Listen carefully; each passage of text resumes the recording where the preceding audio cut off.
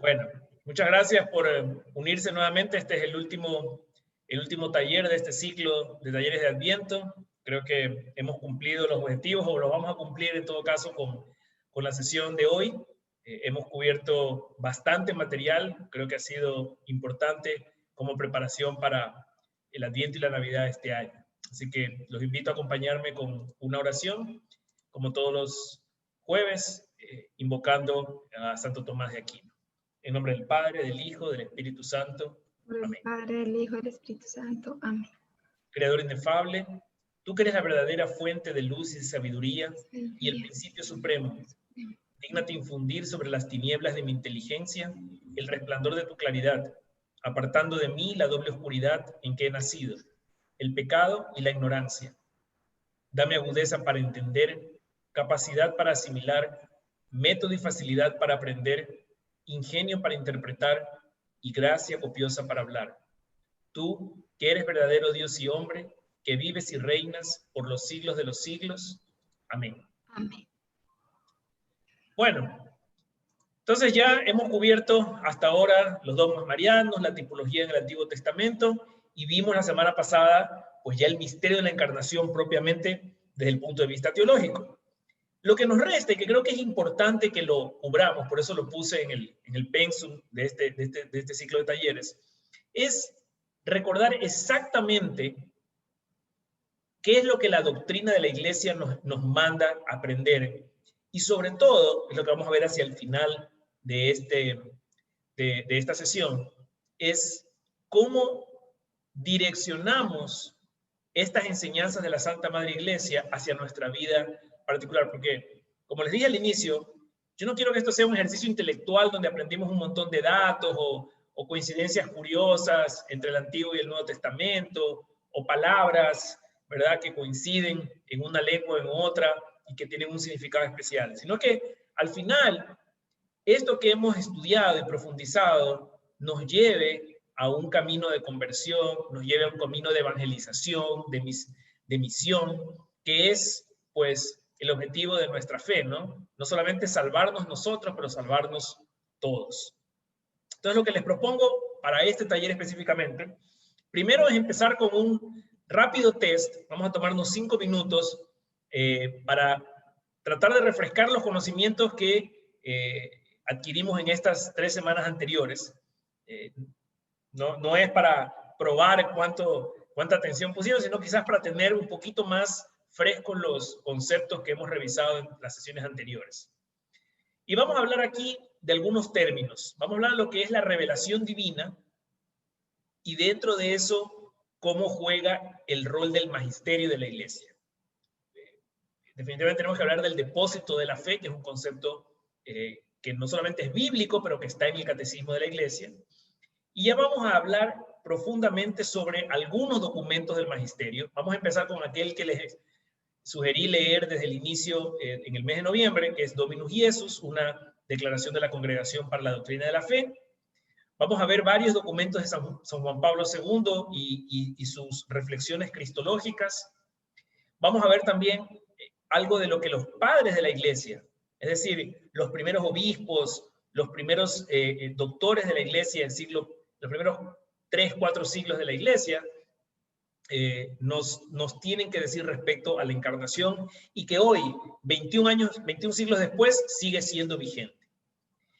Y al final, quiero dejar unos 15 minutos para que podamos discutir un poco esta tarea que les pedí que completen esta semana, en que les decía, reflexionen, escriban. Yo siempre pienso que cuando uno escribe algo, las ideas se ponen en orden, uno tiene un poco cómo estructurar mejor un plan y sobre todo llegar a una conclusión. Y la pregunta era, ¿cómo estoy yo con mi vida rechazando de alguna manera la encarnación? Uno puede decir, bueno, yo no la rechazo, yo acepto que Cristo, que Jesús es Dios hecho hombre, pero a veces con nuestras acciones, con nuestra vida cotidiana, podemos encontrar formas de rechazar o de no ayudar a otros a reconocer este misterio tan importante de nuestra fe. Entonces vamos a conversar sobre eso en los últimos 15 minutos, nos vamos a dividir en grupos, dependiendo de cuántas personas se conecten finalmente. Y como les prometía, quiero terminar con una idea clara de qué es lo que la iglesia nos pide como católicos que sea nuestra misión. ¿Cuál es nuestro rol en la iglesia? Esta iglesia encabezada por Cristo, un Cristo encarnado, no solamente en ese cuerpo que asumió, ¿verdad? De ese bebé que nació de Santa María Virgen, pero además este cuerpo místico que somos nosotros, la iglesia, y que seguimos activamente vivos y funcionales y que tenemos una misión. Entonces vamos a conversar sobre eso al final para terminar este taller con una línea clara de hacia dónde tenemos que caminar como católicos. Como siempre, les pido cualquier pregunta o comentario, utilizar el chat para poder hacerla. Si yo veo que es pertinente en el momento, le cedo la palabra, y si no, dejamos al final el tiempo para absolver esas dudas. Hablemos de la revelación. ¿Qué nos dice el catecismo? En el numeral 66 dice que aunque la revelación esté acabada, porque sabemos que en la plenitud de los tiempos, cuando vino Jesucristo, se nos reveló todo aquello que era para sernos revelado. Dice el catecismo que esa revelación no está completamente explicitada. Corresponderá a la fe cristiana comprender, y este término es importante, gradualmente todo su contenido en el transcurso de los siglos. Entonces, la revelación divina, que de hecho el numeral 50 nos dice que es algo que el hombre no puede de ningún modo alcanzar a comprender con sus propias fuerzas. Tuvo Dios que revelarnos estos misterios. Resulta que aunque nos ha sido revelado todo, dice la iglesia, el entendimiento, la explicitación, la explicación de estos misterios se comprenderá gradualmente, dice, a través de los siglos. En el número 76, la iglesia nos dice que la transmisión del evangelio, según el mandato del Señor, se hizo de dos maneras, y esto pues lo sabemos muy bien, ¿no? Se hizo de una forma oral y una forma escrita, ¿verdad? Entonces, es interesante esto porque si bien Jesús no escribió nada, ni ordenó escribir nada a sus apóstoles, ¿verdad? Su vida quedó plasmada en los evangelios que algunos de esos apóstoles y otros discípulos no directos de él escribieron más tarde, y que hoy esos evangelios son el principal testimonio, no solo de la palabra, pero de la vida de Cristo, modelo a seguir. Entonces, nuestra fe, nuestras creencias, las verdades de la fe que conocemos y que profesamos, vienen de este evangelio que además hemos recibido en parte de forma oral y en parte de forma escrita, ¿verdad? Oralmente, sabemos pues que los apóstoles con su predicación, sus ejemplos, sus instituciones, transmitieron de palabra y de obra lo que habían aprendido de Cristo, ¿verdad? Lo que el Espíritu Santo les enseñó, como por ejemplo en el caso de San Pablo. Pero luego algunos de ellos decidieron ponerlo por escrito, ¿verdad? Los mismos apóstoles o estos varones apostólicos como San Lucas, por ejemplo, que pusieron el mensaje y la vida de Cristo en palabras, inspirados nuevamente por el Espíritu Santo.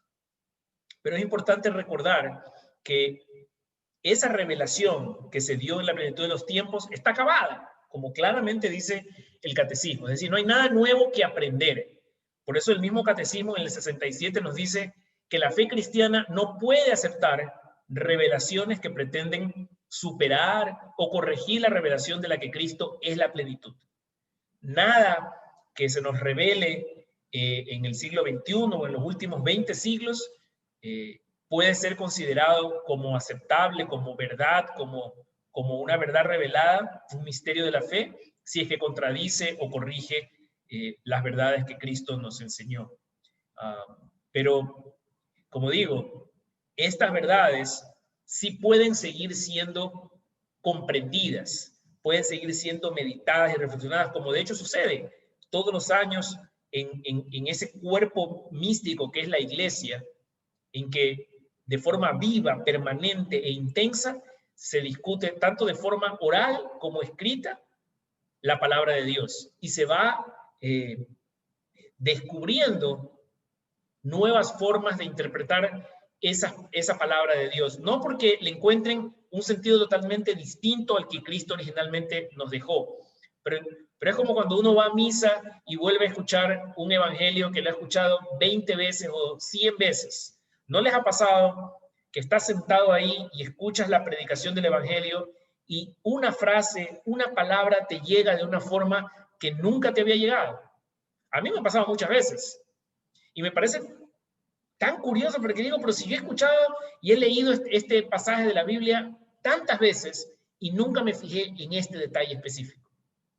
Entonces, creo que la palabra viva, la palabra de Dios, realmente tiene ese poder que la hace trascendente en el tiempo, ¿no? Nos supera, ¿verdad?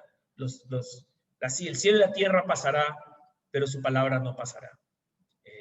Y esto es importante entenderlo, ¿por qué? Porque entonces la iglesia nos enseña este concepto del depósito de la fe, que además, si ustedes leen las cartas a Timoteo, San Pablo habla del depósito y le pide a Timoteo que le guarde el depósito, ¿verdad? ¿Qué es el depósito de la fe? El depósito de la fe básicamente es la conjunción de aquello que sustenta a nuestra fe, ¿no? Si la fe, digamos que se asienta en este taburete, yo he puesto aquí un taburete porque tiene 3 patas y vamos a hablar de esas 3 patas, ¿verdad? Digamos que la fe se asienta sobre este taburete. Para que la fe no se caiga, necesita estar sustentada, por un lado, en la Sagrada Escritura, en la Biblia, esos 46 libros del Antiguo Testamento y 27 del Nuevo Testamento. Pero también está sustentada en la Sagrada Tradición, que además el Catecismo nos enseña que son igualmente venerables, la Escritura y la tradición. ¿Por qué? Porque sabemos que Cristo ni escribió nada, ni mandó a escribir nada. Y sin embargo se escribió. Están ahí la Biblia y están las escrituras judías que se convirtieron en nuestro Antiguo Testamento. Pero muchas de las cosas que Cristo les enseñó a los apóstoles no están escritas. Y la misma Biblia lo dice, ¿no? No todo está escrito porque entonces no cabrían suficientes volúmenes todo lo que sucedió y de lo que fueron testigos. Por eso la tradición es importantísima. Y la Iglesia nos manda a reconocer la tradición con igual nivel de veneración y santidad que la Escritura.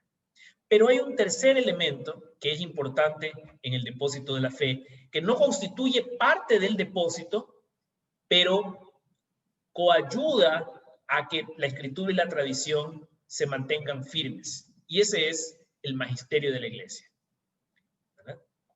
Si leemos Verbum Domini, que es un documento del Concilio Vaticano II, nos dice en el numeral 18, mediante la obra del Espíritu Santo y bajo la guía del magisterio, la Iglesia transmite a todas las generaciones cuanto ha sido revelado en Cristo. ¿Revelado cómo? A través de la Sagrada Escritura y la Sagrada Tradición. Pero ¿cómo se transmite esas verdades del Evangelio? A través del magisterio.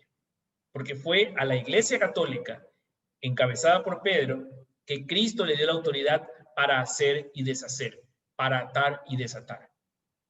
El Concilio Vaticano II nos recuerda también que la tradición de origen apostólico es una realidad viva y dinámica que va creciendo en la Iglesia con la ayuda del Espíritu Santo, pero no en el sentido en que cambie su verdad, que es perenne.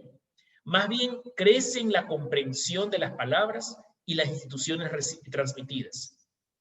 Con la contemplación, con el estudio, con la inteligencia, fruto de una profunda experiencia espiritual. Ya sabemos que tratar nosotros de asimilar la Escritura por nuestros propios medios no solo es inútil, pero peligroso.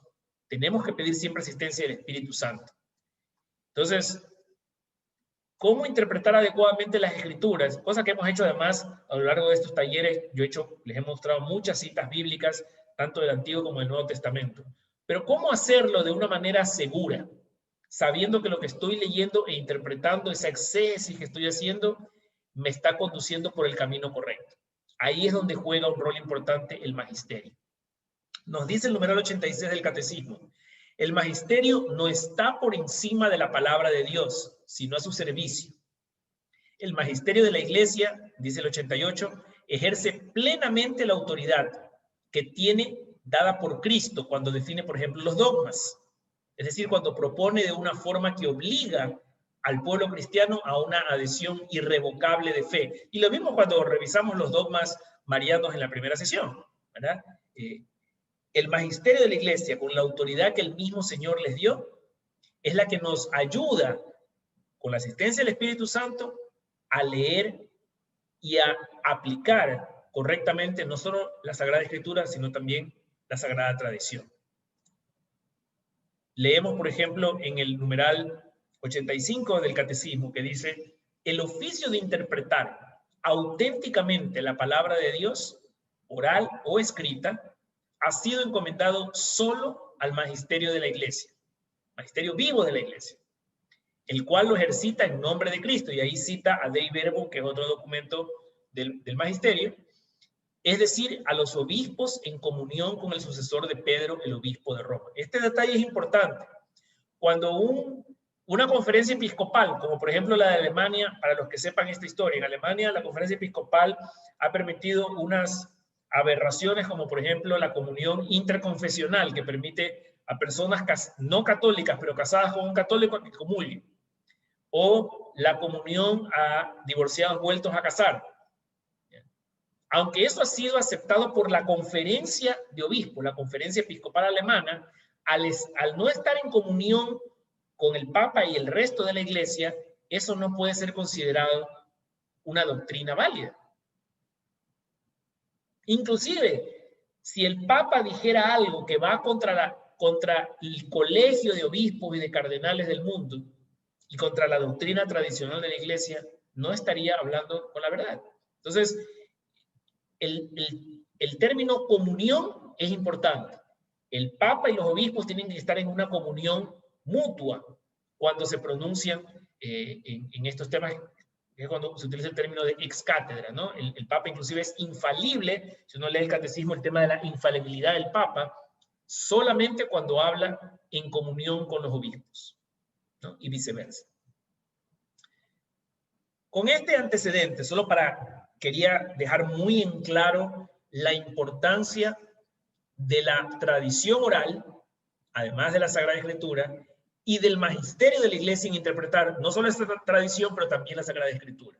Porque entonces esa autoridad es la que nos va a permitir ver con luz de humildad, de misericordia y de obediencia los documentos que vamos a revisar en esta sesión. Ahora, yo les había amenazado con un pequeño test y lo vamos a hacer ahorita. Después de esta introducción, quiero plantearles, creo que son 5 o 6 preguntas para que ustedes respondan en sus pantallas. Los van a ver a partir de este momento. Son preguntas que están basadas en los temas que hemos visto en las 3 sesiones anteriores. Quienes están en su computador deberían verlo en este momento frente a ustedes las preguntas. Si están en su celular o en su tablet, es posible que tengan que deslizar con el dedo hacia la derecha o a la izquierda para encontrar la ventana donde están las preguntas en este momento frente a ustedes. La primera pregunta dice así: un dogma de fe católico es, miren, casualmente el tema del dogma. Y hay 4 opciones, escojan la que ustedes consideran que es la correcta. Es una verdad desde que es proclamada por el magisterio de la Iglesia. Es una verdad absoluta, definitiva, inmutable, infalible, que el sumo pontífice, sucesor de Pedro, define en una audiencia general. Es un concepto exclusivamente cristiano que solamente un concilio o sínodo puede promulgar o derogar. ¿O es una verdad revelada por Dios y propuesta por el magisterio de la Iglesia como realmente revelada por Dios? Vayan contestando.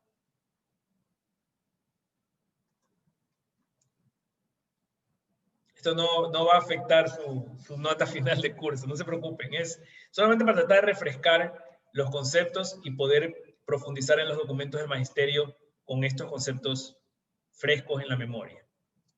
Veo que nadie contesta todavía. Si tienen alguna dificultad para contestar, por favor díganme.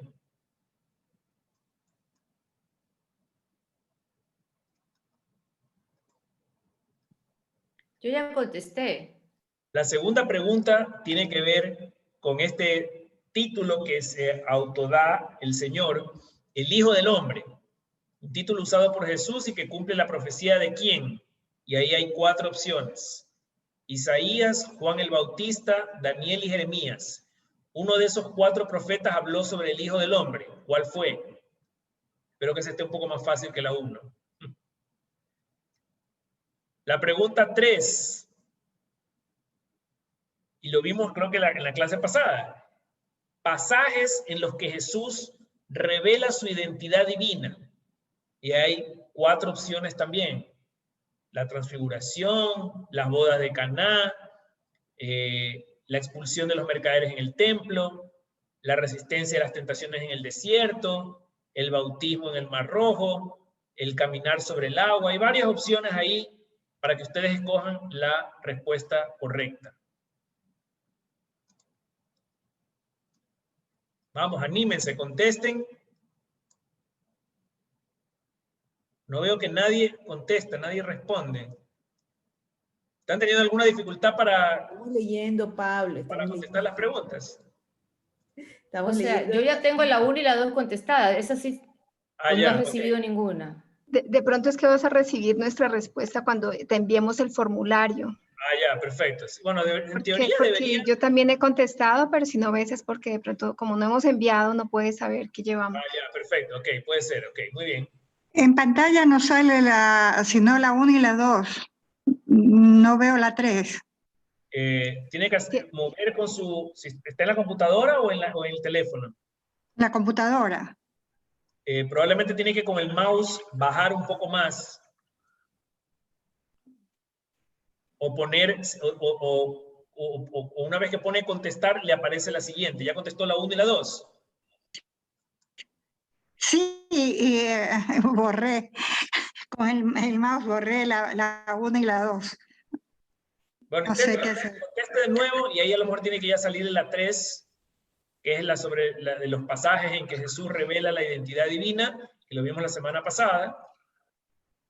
La 4 nos pregunta las razones por las que el verbo se hizo carne. ¿Para qué se hizo el verbo carne según el catecismo? Ahí nos da 4 opciones. La pregunta aquí, 5, son también razones, pero las razones que vimos en la primera sesión de por qué María tenía que ser perpetuamente virgen. ¿Cuál era la razón que Dios tenía para eso? Y hay varias opciones. Porque era un signo de la filiación divina, por el sentido esponsal de la vocación y por ser figura perfecta de la iglesia, por la iniciativa absoluta de Dios, el anuncio del nuevo exilio o el signo de su fe no adulterada, porque Dios no puede nacer de mujer que conoce varón, porque es signo de la filiación divina y de la nueva creación, o por la pureza para ser asunta a los cielos, por el sentido esponsal de la vocación y por ser símbolo de la Eucaristía. ¿Cuál es la correcta?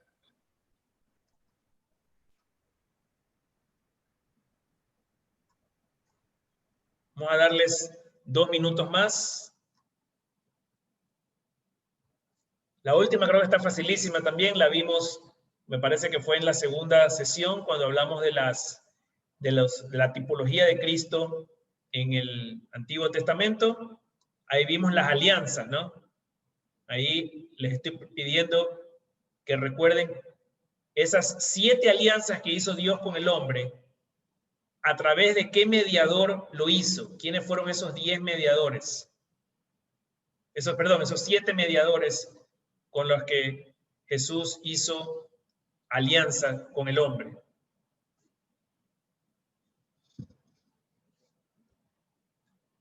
Dos de ustedes ya terminaron, el resto no concluye todavía, así que les voy a dar 1 minuto más.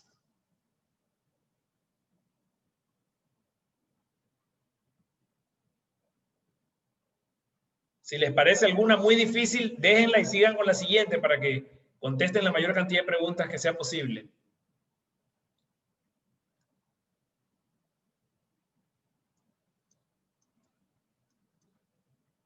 Ok, 4 de ustedes ya han terminado.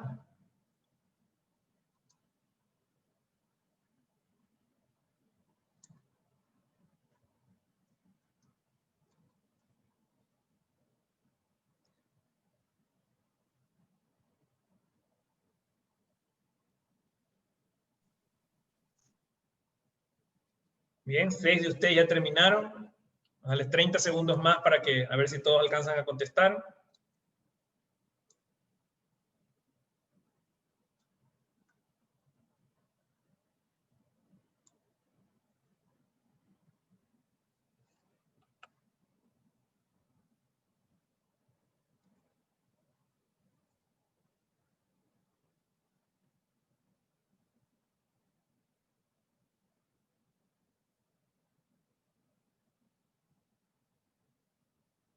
¿7 ya terminaron?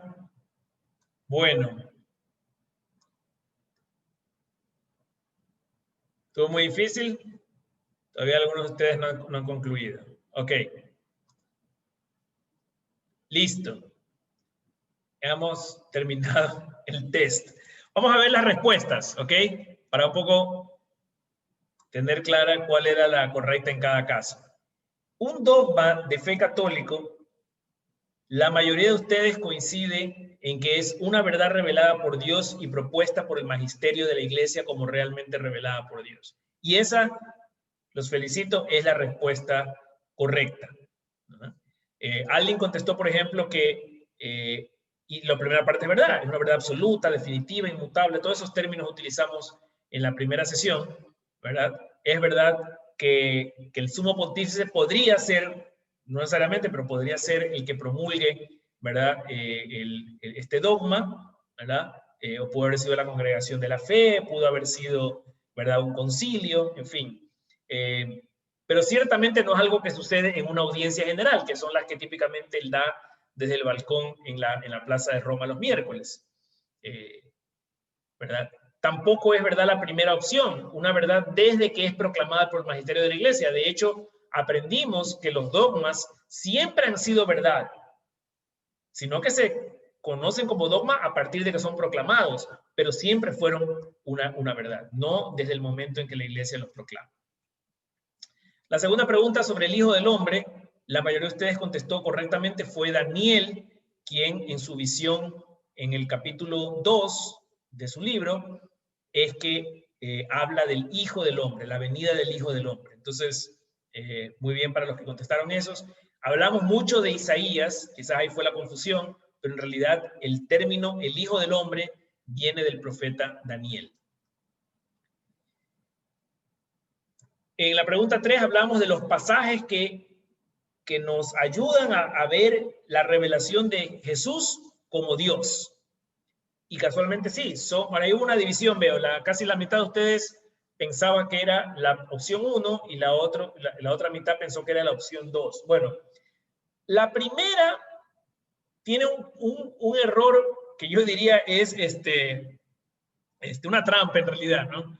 Que el bautismo de Jesús no fue en el Mar Rojo, pues, fue en el río Jordán, ¿no? Eso es lo que la hace equivocada esa primera pregunta, ¿verdad? En la última cena también Cristo habló, digamos, desde su identidad divina, pero el Mar Rojo era lo que era la trampa en la respuesta 1. Bien, la cuarta pregunta era, ¿el verbo se hizo carne para qué? ¿Cuáles eran las razones para que el verbo se haga carne? Y la mayoría de ustedes contestó todas las anteriores porque sí, en efecto, todas las opciones anteriores son correctas. O sea, quien respondió la 1 o la 3 está en lo correcto. Jesús necesitaba hacerse hombre para que tengamos un modelo de santidad a seguir, para reconciliarnos con Dios, para hacernos partícipe de su naturaleza divina, para que conociésemos el amor de Dios. Todas esas respuestas eran correctas, ¿no? Obviamente lo ideal era contestar la opción 4. En el caso de la virginidad perpetua de María, la primera pregunta que la mayoría contestó, signo de filiación divina, sentido esponsal de la vocación y figura perfecta de la Iglesia, son 3 de las, creo que vimos 6 o 7 razones para que María necesariamente sea virgen antes, durante y después del parto. Que Dios no pueda nacer de mujer que conoce varón, bueno, Dios puede todo, Dios es omnipotente, así que eso no era una restricción, ¿verdad? La pureza necesaria para ser asunta a los cielos tampoco es tal, porque entonces ninguna mujer hoy en día que no sea virgen podría llegar al reino de los cielos, y esa no es la promesa que nos han hecho, ¿no? La virginidad en sí, digamos, o la pérdida de la virginidad en sí no es que sea mala, no es que eso te impide alcanzar la gloria divina, pero en el caso particular de María, como figura de la iglesia madre, como esposa digamos, del Señor, como fuente de esta concepción inmaculada y de este embarazo milagroso, era necesaria la virginidad. Y finalmente las 7 alianzas con Dios.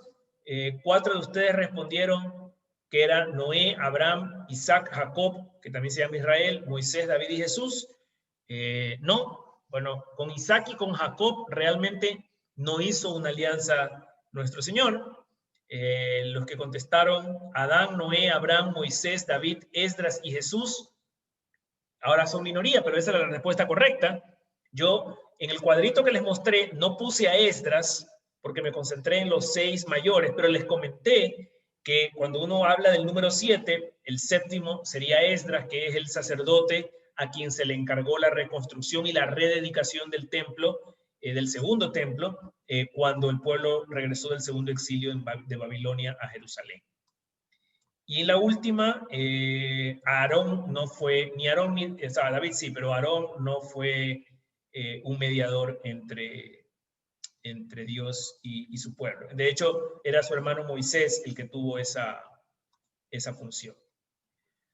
Bueno, entonces ya tenemos claros esos conceptos y vamos entonces a bucear un poco en algunos documentos del magisterio, empezando por Dominus Iesus, que espero que la mayoría de ustedes haya tenido oportunidad de leerla. Es un documento riquísimo, tiene, creo que es fácil de entender. Estos documentos de la Congregación para la Doctrina de la Fe generalmente tienen un carácter muy didáctico, muy simple y didáctico. Espero que no hayan tenido mucha dificultad leyendo este documento. Me voy a fijar particularmente en algunos de sus secciones, porque no tenemos tiempo para verlas todas.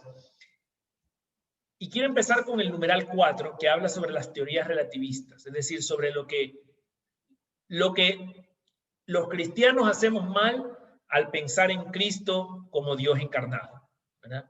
Sabemos que hay un perenne anuncio misionero de la Iglesia que es puesto hoy en peligro por estas teorías relativistas, porque mientras como católicos tratamos de anunciar a este Cristo vivo que se hizo hombre, murió y resucitó por nosotros, hay muchas teorías que están constantemente tratando de atacar estas creencias, estas verdades, ¿no? Y las raíces de estas contradicciones hay que buscarlas en temas a veces filosóficos, temas teológicos, pero generalmente es en la actitud general relativista que la gente tiene respecto a la verdad, ¿no?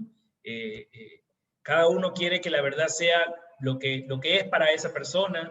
No le gusta que alguien venga y nos diga, digamos, qué es lo que tenemos que creer, ¿no? Entonces, ¿qué es lo que nos dice el documento, la declaración de la Congregación para la Doctrina de la Fe? Nos dice que, por ejemplo, el carácter definitivo y completo de la revelación de Cristo, el Hijo de Dios encarnado, es algo que tiene que ser firmemente creído, dice. ¿Para qué? Dice, para poner fin a la mentalidad relativista, cada vez más difundida.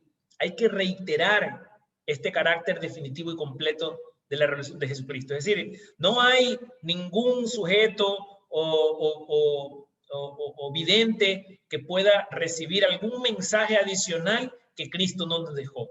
No se dejen confundir, dice la Congregación para la Doctrina de la Fe.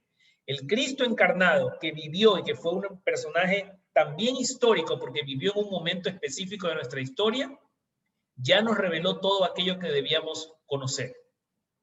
Él dijo que era el camino, la verdad y la vida. Y la revelación se dio en esta época de plenitud que fue la venida de Cristo al mundo, donde él mismo dijo, nadie conoce bien al Hijo sino el Padre, y nadie conoce al Padre sino el Hijo y aquel a quien el Hijo se lo quiera revelar. Entonces, ese tema de la revelación definitiva es uno de los temas que Dominus Iesus nos recuerda de no caer en la trampa de estos videntes o personas que han tenido revelaciones supuestamente, que simplemente nos buscan confundir, ¿no? Dentro de eso también entra la naturaleza de la fe cristiana con respecto a la creencia en las otras religiones, porque hay otras religiones o denominaciones cristianas, ¿verdad? Creen en Cristo como Hijo de Dios, pero no creen que Cristo es Dios. Hay un poco de nestorianismo, un poco de arrianismo, un poco de estas herejías que vimos en la clase pasada, que todavía perduran de alguna manera entre los cristianos evangélicos, entre los luteranos o entre alguna de las 30.000 denominaciones evangélicas que existen protestantes actualmente, ¿no? Entonces, es importante que tengamos esa clara distinción entre nuestra fe católica y otras denominaciones, porque, por ejemplo, para nosotros, la separación entre el verbo de Dios y Cristo es impensable. Otras religiones consiguen fácilmente ver a un Jesús hombre y un Dios, ¿verdad? Que de alguna manera impregna a este hombre de sabiduría y de bondad y de misericordia, pero no le da un carácter divino. Para nosotros Jesús es el verbo encarnado, una sola persona inseparable. Cristo no es sino Jesús de Nazaret. Y este es el verbo de Dios, hecho hombre para la salvación de todos. No son dos conceptos o dos personas separadas como todavía hoy persiste la creencia en algunas religiones que se llaman cristianas, ¿no? Por supuesto, el tema del carácter inspirado de la Sagrada Escritura es algo que siempre entra en conflicto con otras religiones. El tema de la unidad personal entre el verbo eterno y Jesús de Nazaret, que es lo que acabo de comentar, para nosotros los católicos es un tema, digamos, cerrado. El verbo se hizo carne y el verbo estaba con Dios desde el inicio y el verbo es Dios, lo dice claramente la Escritura y no hay vueltas que darle al asunto, es así de sencillo, ¿verdad?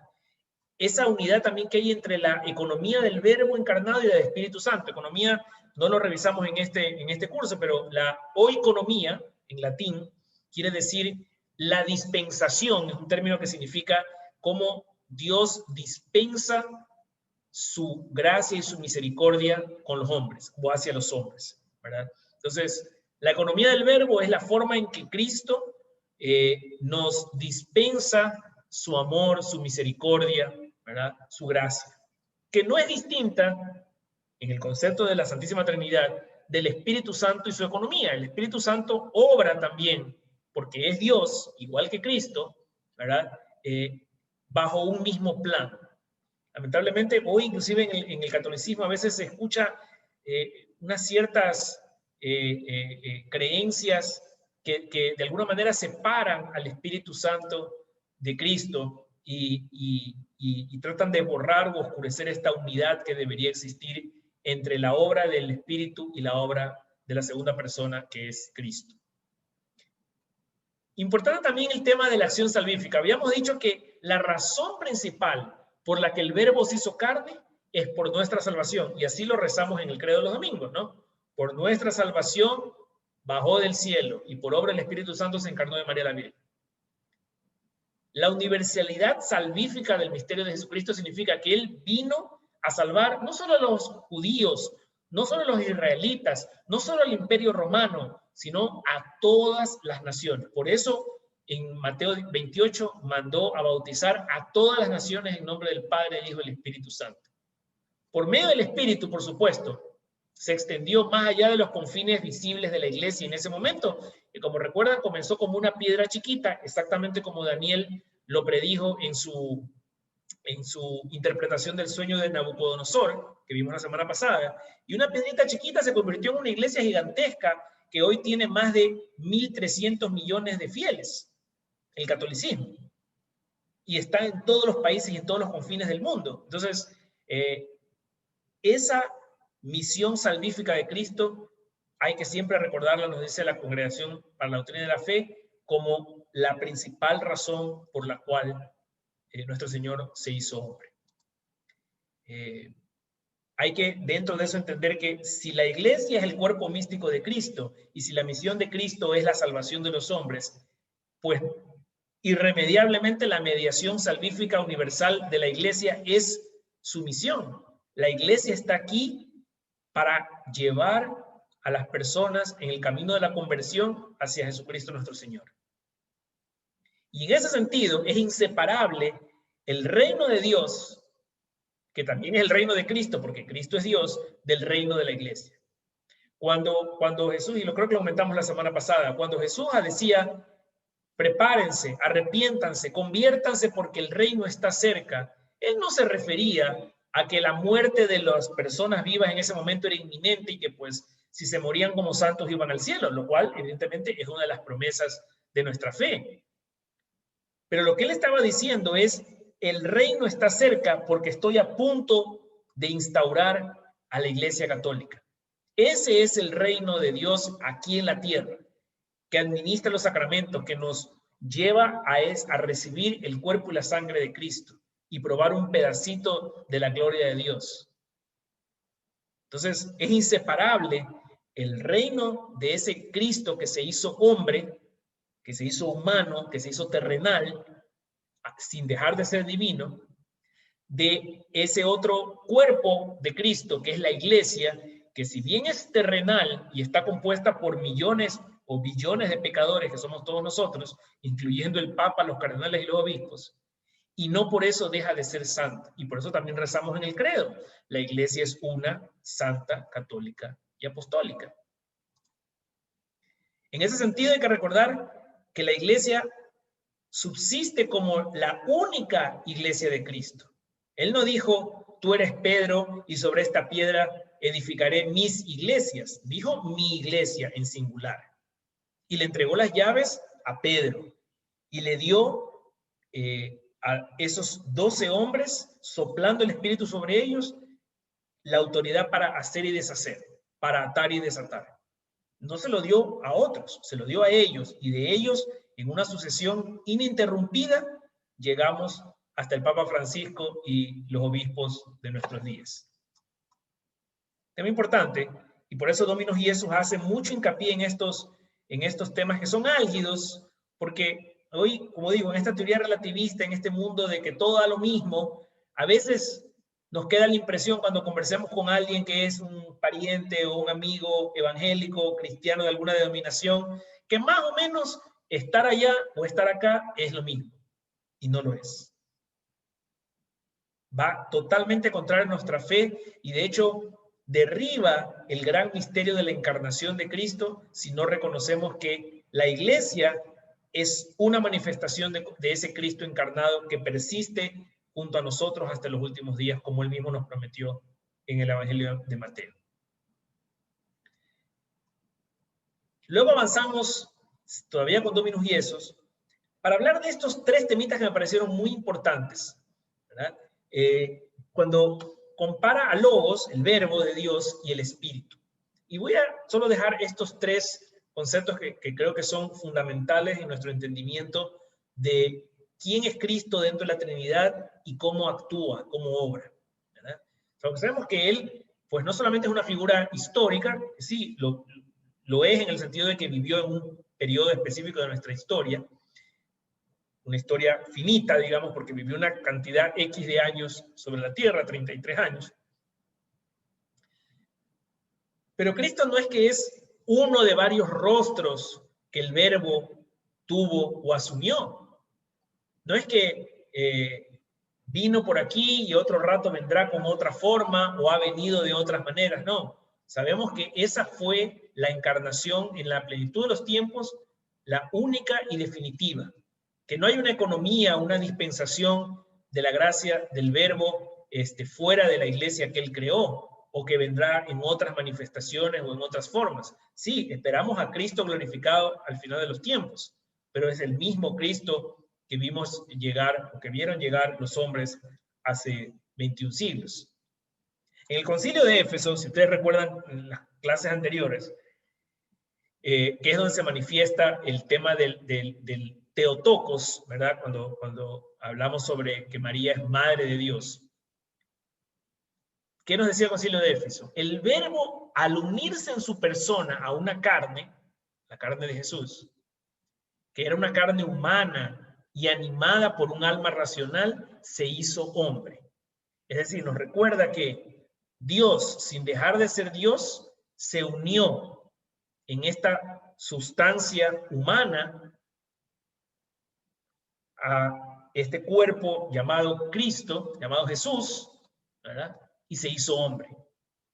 El mismo Concilio de Nicea, más adelante, de donde sale el credo que rezamos los domingos, el credo niceno constantinopolitano, dice: Jesucristo, Hijo de Dios, nacido unigénito del Padre, es decir, de la sustancia del Padre. Ustedes saben que a veces rezamos de la misma naturaleza que el Padre, de la misma sustancia o consubstancial con el Padre. Son varias variaciones que hay, ¿no? Verdadero Dios, verdadero hombre, engendrado, no hecho, consustancial al Padre, por quien todas las cosas fueron hechas. Este credo niceno nos recuerda que la sustancia del Padre es la misma sustancia del Hijo, es la misma sustancia del Espíritu Santo, porque son el mismo Dios. Y por lo tanto, la economía de ambos, es decir, la forma en que dispensan su gracia, la forma en que nos atraen de vuelta hacia ellos, es la misma obra. La obra del Padre no es distinta de la obra del Hijo y no es distinta de la obra del Espíritu. Y por eso profesamos siempre que Cristo es perfectamente divino y también perfectamente humano, verdadero Dios y verdadero hombre. Por eso es contrario a la fe católica introducir una acción separada entre un supuesto Jesús hombre y un supuesto Jesús Dios. No, porque es el mismo. Es la misma persona, con dos naturalezas, pero era la misma persona. Y de hecho, el Concilio de Constantinopla nos manda a que debe ser firmemente creída la doctrina sobre la unicidad de esta economía de Dios, uno y trino. Son a veces conceptos que nos pueden parecer repetitivos, las mismas palabras dichas de otra manera, pero es importante que las martillemos porque finalmente, en la aceptación de que Cristo es Dios hecho hombre, es que empezamos a comprender el don que hemos recibido.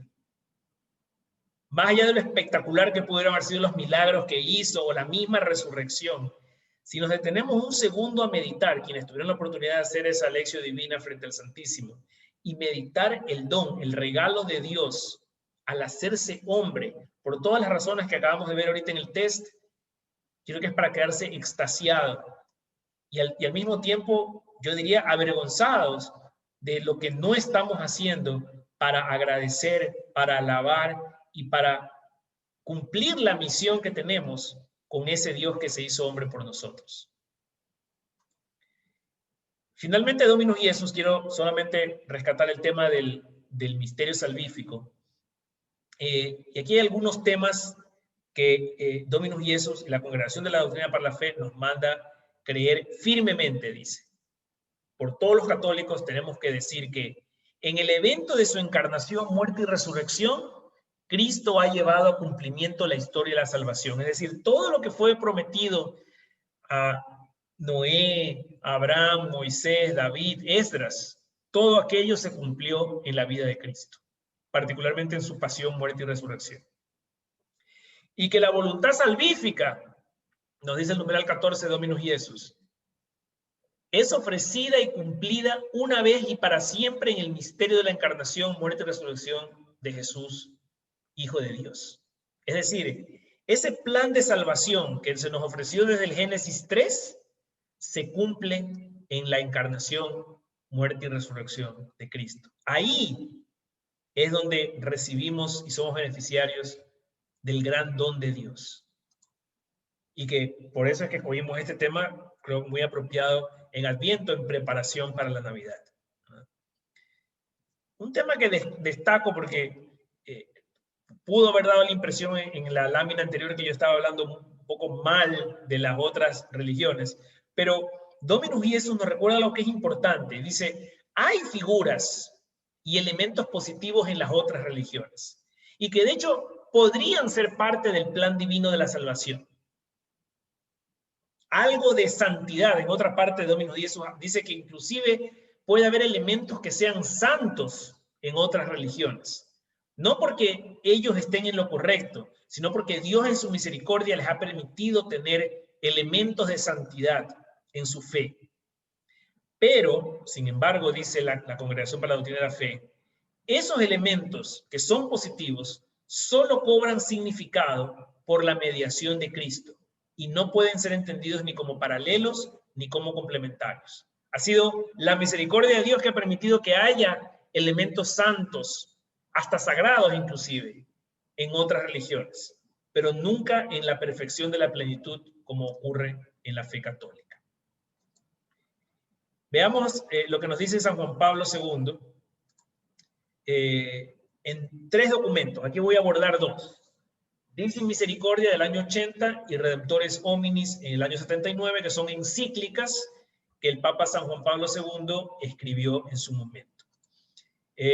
Veamos primero Divin Misericordia. El numeral 3 nos dice, Cristo al convertirse en la encarnación del amor que se manifiesta con peculiar fuerza respecto a los que sufren, a los infelices y a los pecadores, hace presente y revela de este modo más plenamente al Padre que es Dios, rico en misericordia. Entonces es interesante porque Papa Juan Pablo II, que siempre fue muy, saben, el Papa misionero, el Papa viajero, que tocó tantos corazones y que estrechó tantas manos en todos sus viajes. Él ve particularmente la encarnación como esta manifestación dedicada a los afligidos, a los pobres, a los tristes, a los desconsolados, a los pecadores, que somos todos. Y que en esa encarnación que busca tocar principalmente, como el mismo Cristo dijo, yo no he venido aquí por los sanos, he venido por los enfermos, al tocar esos corazones rotos, caídos, ese Dios encarnado, con una palabra, con un gesto o hasta con un milagro, permite o revela que el pecador vea a Dios. Ese Dios rico en misericordia, a través de la encarnación y de la obra de ese Dios encarnado, que es su Hijo Jesucristo, toca los corazones de quien más lo necesita. El pobre, el desamparado, el abandonado, el pecador. Y en Redemptores Hominis, no había escrito un año antes, que a través de la encarnación Dios ha dado a la vida humana la dimensión que quería dar al hombre desde sus comienzos, y la ha dado de manera definitiva. Es decir, en otras palabras, Adán y Eva, que eran el plan A de Dios, y que le fallaron, porque fueron creados libres para hacerlo. Ellos tenían los dones preteraturales, fueron hechos santos. Pero Dios persistió en ese plan, no abandonó al hombre, no se rindió, no dijo, hasta aquí llegué con ellos, sino que nos permitió una nueva creación a través de su Hijo Jesucristo. Y finalmente, en ese hombre reconciliado con el Padre, redimido por el Hijo, nos devuelve esa dimensión santa que nos había dado en los primeros hombres, en Adán y Eva. Y nos promete que a través de esa vida de santidad podamos nuevamente entrar al Edén, ya no un jardín terrenal, pero su reino allá en los cielos. Y el numeral 10 nos dice, el hombre que quiere comprenderse hasta el fondo a sí mismo, debe apropiarse y asimilar toda la realidad de la encarnación y la redención. Es decir, sí, Dios nos ofrece devolvernos la dimensión santa que perdió Adán y Eva. Sí, Dios nos ofrece tocar el corazón del pobre, del desvalido, del miserable, que somos todos nosotros pecadores. Pero como todo regalo en la vida, no basta que yo extienda la mano y te lo dé. Alguien tiene o tú tienes que estirar la mano y recibirlo. Entonces, nos dice el Papa San Juan Pablo II, si quieres realmente llegar al fondo de ti mismo para una profunda conversión, tienes que asimilar la realidad de la encarnación y la redención como algo tuyo. Es decir, no es un evento lejano que sucedió hace 21 siglos. Es un evento que sucede hoy en tu corazón. No es un Cristo que murió, resucitó y se fue al cielo, sino que está vivo físicamente en esa hostia consagrada que recibes. Y cuando tú entiendas que Cristo vino al mundo por ti, que murió en la cruz por ti y que resucitó para marcarte el camino a ti, entonces empezarás, dice el Papa, a ver esto. Primero, a entenderte tú mismo y segundo, empezar a caminar realmente hacia una conversión sincera.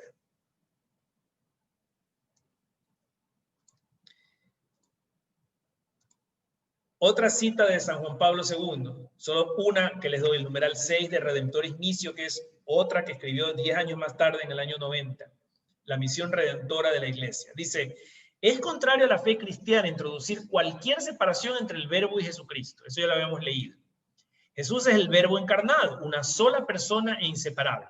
No se puede separar a Jesús de Cristo ni hablar de un Jesús de la historia, que sería distinto del Cristo de la fe. Porque la Iglesia conoce y confiesa a Jesús como el Cristo, el Hijo de Dios vivo. Cristo no es sino Jesús de Nazaret. Y este es el Verbo de Dios hecho hombre para la salvación de todos. En Cristo reside toda la plenitud de la divinidad corporalmente, y de su plenitud hemos recibido todos. Es nuevamente un compendio de todas estas verdades de la fe que hemos recitado por 21 siglos y que el Papa San Juan Pablo II lo resume muy bien, sobre todo en el tema de la misión salvífica, la redención del hombre. Eso es lo que vino a hacer Jesús al mundo. Y ya para ir terminando, ¿qué es lo que nos dicen los padres de la Iglesia? Allá, los primeros obispos, en relación a la encarnación. También para que no parezca que he tomado solamente palabras de un papa reciente, contemporáneo de nuestra época, y que quizás esto es un entendimiento que la Iglesia llegó a tener 21 siglos después, ¿no? En los primeros siglos de la Iglesia, los obispos de la época, como por ejemplo Gregorio de Niza, siglo III, decía, nuestra naturaleza enferma exigía ser sanada. Y eso hizo que Dios baje hasta nuestra naturaleza humana. Nuestra necesidad es la que hizo que Dios se haga hombre. Irineo de León, siglo II. Para que el hombre al entrar en comunión con el Verbo se convirtiera en hijo de Dios. El hombre al entrar en comunión con el Verbo, ¿cómo? A través de la encarnación. Hace que todos nosotros nos convirtamos por adopción en hijos de Dios. San Atanasio de Alejandría, obispo de Alejandría, dice, el Hijo de Dios se hizo hombre para hacernos Dios. Esto termina siendo recurrente hasta la época de San Agustín. Dios se hizo hombre para que el hombre se pueda hacer como Dios. Máximo el Confesor, siglo VI, siglo V me parece. La naturaleza humana del Hijo de Dios, por su unión con el Verbo, manifestaba todo lo que conviene a Dios. Es decir, este Dios hecho hombre, no solamente que seguía siendo Dios, pero era verdadero hombre. Su naturaleza humana era real, pero además manifestaba todo aquello que era conveniente al plan de Dios. San Juan Casiano, cuando vean que la sustancia de Dios y la de Cristo son inseparables, admitirán también que la persona no puede ser dividida. Si Dios y Cristo comparten la misma sustancia, pues entonces la persona de Cristo no puede ser dividida en un Jesús hombre y un Jesús Dios. Tenía hasta aquí el material que les quería compartir la noche de hoy. Y mi plan era hacer esta división, estas mesas redondas, pero como estamos pocos, porque hoy lamentablemente no se han conectado todos los que participaron en las demás sesiones, lo que voy a hacer es mejor abrir el micrófono para quien nos quiera compartir, o si alguien prefiere hacerlo a través del chat, sobre esta reflexión que ojalá algunos de ustedes hayan tenido oportunidad esta semana de hacerla y de intercambiar algunas ideas sobre cómo sienten después de este curso que su vida no refleja o no es coherente con un católico que acepta la encarnación del Señor en la persona de Jesucristo. Los escucho.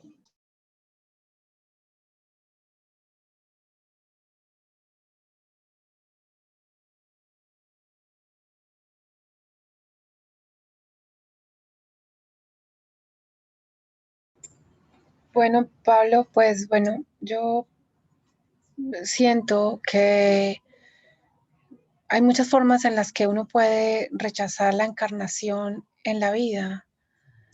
Y la encarnación realmente lo fue todo. A partir de allí, pues nosotros tenemos una esperanza de salvación. Y allí se dio algo que, como bien lo dice el Evangelio, para Dios no hay nada imposible. Y tan cierto es que fue posible que su Hijo fuera engendrado y no creado, y fuera de la misma naturaleza del Padre, por quien todo fue hecho.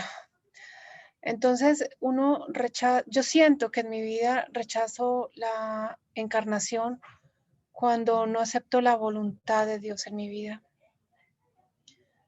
Cuando algo que para mí es difícil o doloroso, por ejemplo la enfermedad, no la acepto como parte del plan de Dios en mi vida. Y entonces me resisto y prolongo un duelo y prolongo tomar las acciones del caso, porque no creo o no tomo conciencia de que para Dios todo es posible, incluso sanarme a través de un tratamiento, o incluso que pase lo que tenga que pasar para mi propia salvación. Es quizá la forma clara en la que yo siento de manera personal que yo rechazo la encarnación, pues, digamos que es como una experiencia personal, ¿no? Rechazo la encarnación de Dios. ¿Cómo vivirla? Es un ejercicio de tomar conciencia de, como esta mañana lo analizaba con mi familia, es un ejercicio de tomar conciencia de Jesús en ti confío, de Jesús en ti confío, de Jesús debo abandonarme a la voluntad del Padre, que si me abandono a la voluntad del Padre, el resultado será el que Él desea para mí y el que quizá pueda llevarme por ese camino de santidad. Muchas gracias, María Elvira. Sí, creo que es un excelente resumen de ejemplos de cómo podemos rechazar, a pesar que, digamos, conceptual o intelectualmente a veces uno da por hecho estos conceptos y como se llama católico, uno dice, sí, bueno, obviamente Cristo es Dios hecho hombre, pero si eso fuera realmente aceptado de forma plena, no caeríamos en esos errores que usted bien comenta. También vi un comentario de Catherine, creo que decía también algo en el chat respecto al pecado, por supuesto. Y creo que pues, de forma más general abarca los ejemplos que nos decía María Elvira, ¿no? El no aceptar la voluntad de Dios, el de seguir tratando nosotros de estar en control de lo que no podemos controlar, y a veces inclusive culpándolo al Señor, responsabilizando por las cosas que no nos salen bien o que no salen como las esperábamos. Perdemos de vista la verdadera misión de Cristo, ¿no? Que no vino, si bien fue consciente de nuestras necesidades humanas y terrenales, su misión no fue pues sacar a los judíos del imperio romano y destruir a los romanos, sino fue sacarnos del pecado y salvarnos de la muerte. Y seguimos cayendo en ese error de pensar que principalmente tiene que resolvernos nuestros problemas económicos o de salud o familiares u otros que no dejando de ser importantes, no son la principal razón de la encarnación. No sé si alguien más quiera comentar, tenemos unos minutos.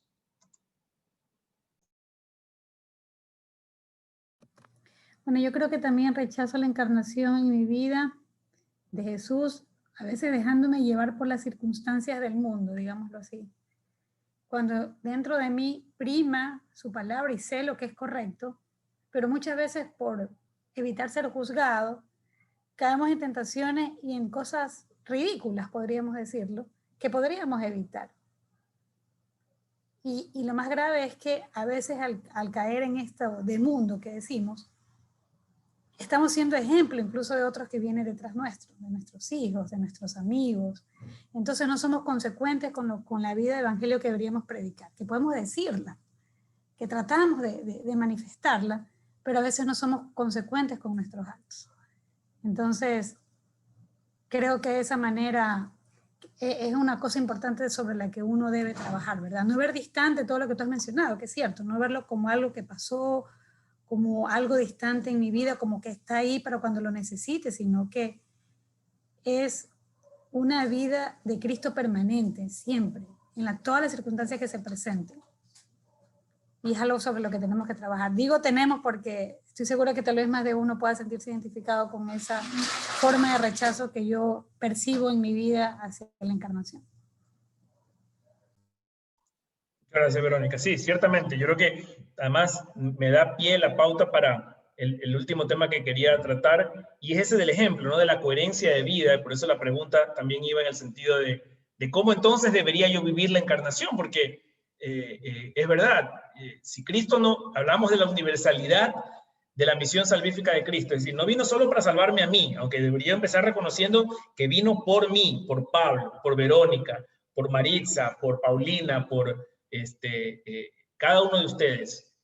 Pero además vino por nuestros hijos, por nuestra familia, nuestros amigos, por todo el mundo. Entonces, si yo vuelvo a caer en ese error de reconocer la encarnación desde un aspecto meramente intelectual o meramente personal, individualista, y no busco predicar esa palabra, no busco llevar esa salvación y esa verdad al resto, pues el Señor también me va a pedir cuentas, ¿no? El rato que llegue a ese juicio particular, me va a preguntar, ¿cuánto predicaste? Pues esa era tu misión, y San Pablo nos decía claramente, ay de mí si no predico el evangelio.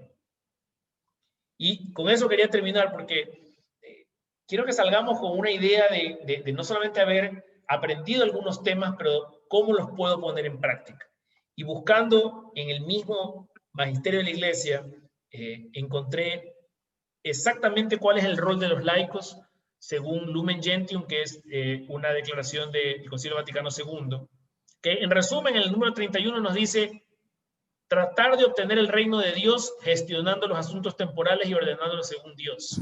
Obviamente, no solo para mí, para todos, ¿verdad? Nos dice que tenemos que, aunque vivimos en el siglo y en el mundo, aunque estamos en el mundo, no somos del mundo. Y nuestras condiciones ordinarias de la vida familiar y social, nuestra existencia entretejida con la de otras personas, es la oportunidad en que Dios nos llama para que en nuestra propia profesión, en nuestra actividad cotidiana, familiar o laboral o académica, nos dejemos guiar por el Espíritu y contribuyamos a la santificación del mundo, tanto desde dentro, ¿verdad?, como si fuésemos un fermento, dice Lumen Gentium. Sean sal de la tierra, nos decía en el Evangelio. Pablo. Los laicos. Ay, perdón. Sí, adelante, Lina, ¿quería decir algo? No, perdón, disculpa. Luego que se me cerró la llamada, iba a hablar y se me cortó la comunicación, pero quisiera acotar con algo luego que usted termine, por favor. Sí, claro, encantado. Los laicos, nos dice Lumen Gentium, que son parte del cuerpo de Cristo, el cuerpo místico de Cristo, que es la Iglesia, bajo una sola cabeza, ¿verdad? El Papa, vicario de Cristo. Estamos llamados a ser miembros vivos, dice Lumen Gentium, a contribuir con todas sus fuerzas recibidas del Creador y otorgadas por la gracia del Redentor para el crecimiento de la Iglesia y su continua santificación. Entonces, no es solo santificar el mundo, pero es hacer que esa piedrita de la que hablaba el profeta Daniel realmente crezca y se convierta en una montaña que llene todo el planeta. Entonces, hacer que la Iglesia crezca tiene varias connotaciones. Tiene connotaciones desde el punto de vista de las personas que yo ayudo a evangelizar, no solo de palabra, pero con mis actos, con mi ejemplo de vida. También tiene que ver con mis recursos, mi tiempo y mi dinero que ayudan a edificar esa iglesia. Además nos dice Lumen Gentium que a quienes asocia íntimamente a su vida y a su misión, la iglesia les hace partícipes del oficio sacerdotal, que a veces uno puede pensar es solamente de los sacerdotes, como dice su nombre, pero resulta que, como ustedes saben, en el bautismo recibimos la triple múnera. Todos somos bautizados como sacerdotes, profetas y reyes. Entonces, esta misión la recibimos, dice Lumen Gentium, con el fin de ejercer un culto espiritual para gloria de Dios, para la salvación del hombre. Porque ¿cuál es la misión del sacerdote sino intermediar entre Dios y los hombres? Entonces, en nuestro sacerdocio general, estamos llamados también a mediar entre Dios y el hombre. ¿Y cuántas personas no conocemos que están peleadas con la iglesia, peleadas con los curas, peleadas con la fe? Y no podríamos nosotros ser un mediador entre ese Cristo encarnado, hecho iglesia, a través del sacramento de la reconciliación, a través de la Eucaristía, llevando a una persona que sabemos que está peleada en esta Navidad de vuelta a la iglesia. Imagínense el fruto que eso produciría.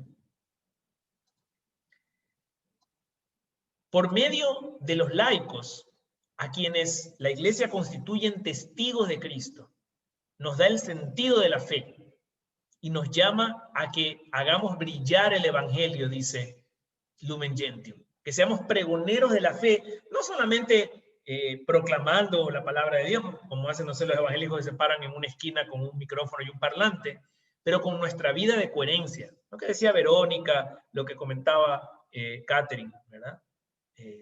Con una vida que sea ejemplo, no para que los demás me admiren a mí, sino que a través mío miren a Cristo. También nos habla de la ayuda mutua. Dice, los fieles, conociendo la naturaleza de todas las criaturas, su valor y su ordenación para la gloria de Dios, tienen que ayudarse mutuamente a una vida más santa, de tal manera que el mundo se impregne del Espíritu de Cristo y alcance su fin con mayor eficacia en la justicia, la caridad y la paz. Miren, justicia, caridad y paz. Ahí hay 3 propósitos para esta Navidad. Ayudarse mutuamente. Y yo insisto en eso porque a mí siempre es una angustia ver tanta gente atea o apática respecto a la fe, principalmente en Navidad. ¿Y cuánto podría ser, basándome en esa excusa, la oportunidad y la ocasión para atraer a alguien de vuelta a la iglesia de la fe? Y finalmente nos dice Lumen Gentium, los laicos, como los demás fieles, siguiendo el ejemplo de Cristo, que con su obediencia hasta la muerte abrió a todos los hombres el dichoso camino de la libertad, acepten con prontitud de obediencia cristiana aquello que los pastores sagrados establecen en la iglesia en su calidad de maestros y gobernantes. ¿Cuántas veces hemos sido desobedientes al párroco o al obispo o al papa, cuestionándolo? Yo no digo que no está mal, que no se puede cuestionar en una forma constructiva. Si el papa, un obispo, un cardenal o un sacerdote dice algo que nos parece que no está bien. Pero cuando entramos ya en el campo del irrespeto, en el campo de desconocer la autoridad, la primacía papal, la primacía petrina, entonces ya entramos en un territorio terrible que ya es de cisma, es de división. Y el Señor nos mandó a ser una única iglesia, que todos sean uno, como el Padre y yo somos uno. Y hoy es común ver en católicos muy creyentes, muy practicantes, un enorme rechazo al Papa o a los obispos o a ciertos sacerdotes que sí, como humanos a veces pueden equivocarse, pero que están sirviendo desde su magisterio para la obra del Señor. Entonces, la obediencia es importante también, y eso nos lo recuerda Lumen Gentium, como parte del rol de los católicos para vivir a plenitud ese sentido de ser cristiano, es decir, otro Cristo, otro Dios encarnado en mí. ¿Y cómo Dios se encarna en mí? No es a través de la Eucaristía.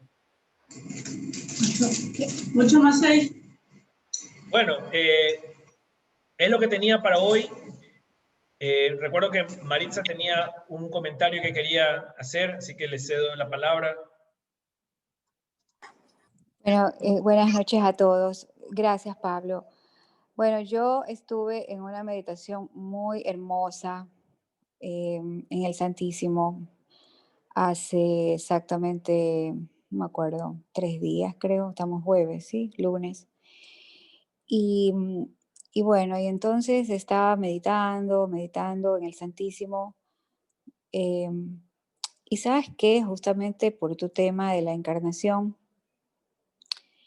en el momento que estaba retirándome de mi silencio con Cristo y poniendo mi corazón y mi alma eh, con Él, tú sabes que me dice que tú no te das cuenta que yo morí por ti, que tú no te das cuenta que te amo tanto por esta ansiedad de oraciones, ¿no? Y de temas que a todos nos consternan, nos preocupan en todos los ámbitos. Y al final de esta meditación escucho, siento la voz que me dice, mírame, que no te das cuenta que morí por ti, como riéndose de todas mis preocupaciones. Esto para concluir, y comparto algo muy íntimo en mi presencia en el Santísimo, porque realmente considero que debo comentárselos y especialmente pues más allá de una tarea que usted nos dijo hagamos, yo creo que esta época de Adviento nos da la oportunidad una vez más de reconocernos hijos amados de Dios, de tratar de alguna forma de llevarle algo al Señor en ese pesebre.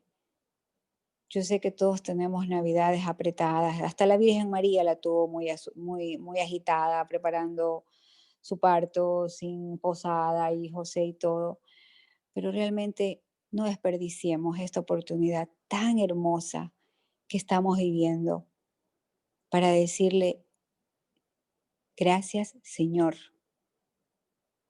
porque soy tu hijo, un hijo adoptado, como dijo Pablo.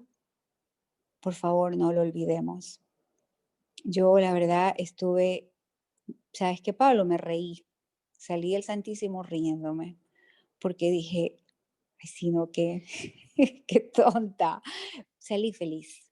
Solo eso quería acotar, agradecerle y decirle que, pues que el Espíritu Santo los abrace a todos. Muchas gracias por tu curso. Y sí, realmente nosotros discutimos mucho con la voluntad del Señor, no la aceptamos, nos empecinamos, tantas cosas. Me decía el padre Jaime ayer también, aprovechando, quisiera que todos pudiéramos ir al confesionario, es una cosa hermosa en esta época de reconciliación. Y me dice el padre, bueno, Marisa, ¿y a usted qué le preocupa? Que sea el presidente que sea y todo que sea, si usted tiene que estar, sabe que es hija de Dios y deje eso, usted preocúpese de tener su camino con el Señor y mirar los ojos al Señor y nada más. Y me dijo algo muy hermoso que me gustó, no te canses de evangelizar, como decía San Pablo en su carta a Timoteo, a tiempo o a destiempo, no dejes de evangelizar, no lo hagas. Gracias, Pablo.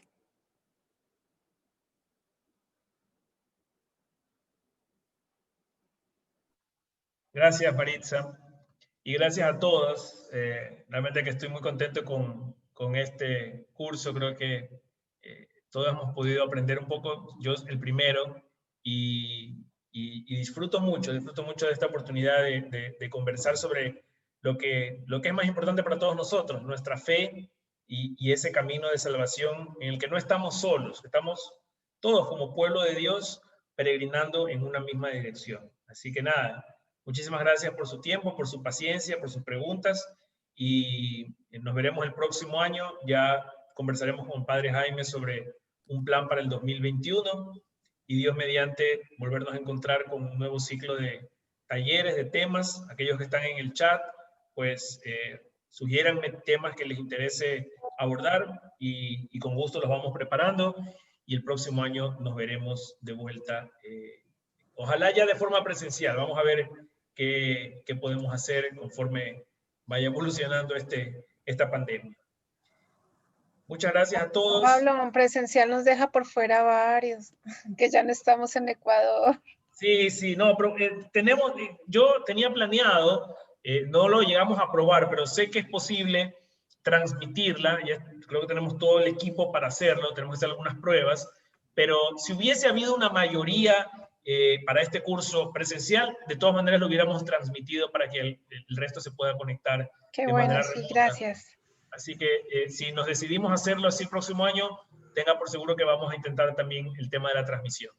Gracias, Pablo. Sí, gracias Pablo, porque la verdad es que yo también me apunto, pero por mis hijos chiquitos el tema presencial igual se me complica. Complicado, así es. La verdad es que sí es un beneficio todo esto de poder hacerlo virtual, me imagino para muchos. Sí, ciertamente. Creo que esto todavía va a ser por un tiempo de forma virtual. Vamos a ver cuándo se consigue reanudar las actividades presenciales. Sí. Bueno, no les quito más tiempo, les agradezco mucho por haber participado de este curso. Todos van a tener un certificado, les voy a informar por el chat cuándo lo pueden retirar ya en secretaría, así que ahí para que tengan su cartoncito de participación en este taller de Adviento. Con esto los invito a un Ave María, para que nuestra Madre Santísima nos acoja en ese pesebre también a nosotros y nos haga nacer de nuevo como hombres y mujeres renovados en Cristo, y que ella con su manto nos proteja, nos cuide, nos guíe, nos eduque como lo educó a Él, con paciencia, con cariño, con misericordia y con mucho amor. Lo mismo queremos nosotros. Le decimos: Salve María, llena eres de gracia. El Señor es contigo. Bendita Bendita tú eres entre todas las mujeres y bendito es el fruto de tu vientre, Jesús. Santa María, Madre de Dios, ruega por nosotros pecadores, ahora y en la hora de nuestra muerte. Amén. En nombre del Padre, del Hijo y del Espíritu Santo. Amén. Amén. Muchas gracias y buenas noches. Feliz ¡Feliz Navidad. Navidad! Pablo, muy Feliz Navidad. Gracias por todo, Pablo. Dios te bendiga. Gracias, Pablo. Bendiga Feliz siempre. Navidad para todos. Feliz Navidad. Gracias. Igualmente, feliz Navidad para todos. Feliz Navidad a todos. ¡Feliz Navidad!